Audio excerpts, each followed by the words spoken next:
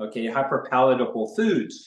They're designed to appeal to the taste of humans, to titillate those senses. Is in doing so, you are attracting a different type of species of microbes that are going to reside within your microbiome. So your food source that's in your environment attracts different species based on the type of food. Why should it be any different for the human gut and the species of microbes that reside within our gastrointestinal tract?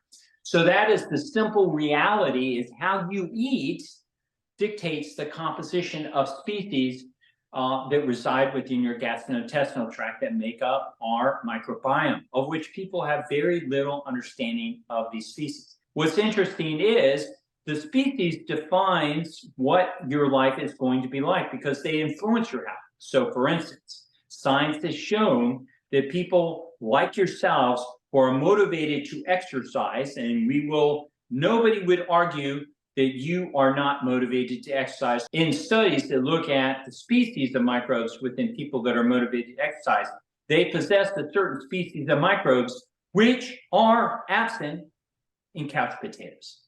So the couch potato who doesn't exercise lacks these microbes.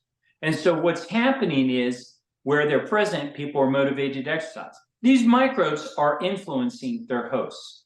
They literally influence our lifestyles. And so they influence us to eat for them as well. So if those microbes, and let's open up reality, how many they're down there. You have 10 trillion human cells, but the composition of these microbes live in you are around the order of 40 to 70 trillion different organisms. You are more a collection of other organisms than you are yourself. And so all of them have different needs in terms of foods, and they begin to influence the hosts that they occupy to get them to eat from them, because the reality is they can't leave your body and go shop at McDonald's and get what they need. They got to get you to go feed them. And that's the simple explanation, men and women. If you suffer cravings for food and you can't stop eating that which you don't want to eat and you hate and you know is bad for you, but you are powerless, just recognize it's the microbes inside of you that are wired into your system to eat for them. And the solution to getting past those cravings is stop feeding them, because they're going to die in minutes to hours, and those cravings will go away.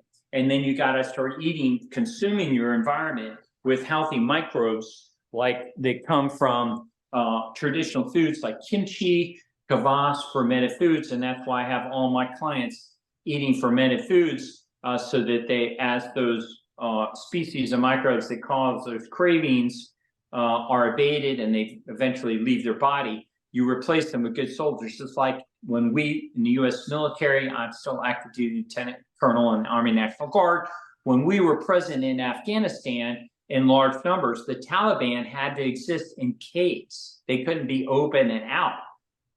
But as the US military retreated, the Taliban now have come out and they're more prevalent.